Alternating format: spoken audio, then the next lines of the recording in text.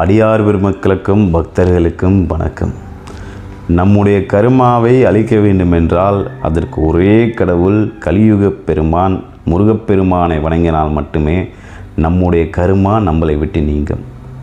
நம்மை விட்டு கர்மா எப்படி நீங்கியது என்று ஈஸியாக தெரிந்து கொள்ளலாம். அதற்கு ஒரே காரணம், ஒரே வழி காலபைரவர் தான்.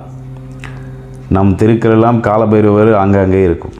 அது நம்ம போகும்போது என்று நம்மை பார்த்து குலைக்காமல் இருக்கிறதோ அன்று நம்மளை பிடித்த கர்மவினை நம்மளை விட்டு அழிந்தது என்று நம்ம புரிந்து கொள்ளலாம். அதற்காக நான் என்னையா செய்யணும்?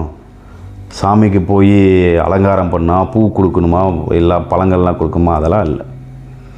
நம்ம வீட்டில் உள்ளவங்களுக்கு ஒரு உணவு அளிப்பது கடமை, அடுத்தவர்களுக்கு உணவு கொடுப்பது புண்ணியம். அதை நாம் செய்தாலே நம்மளுடைய கர்ம வினைகள் நம்மளை விட்டு நீங்கிவிடும்.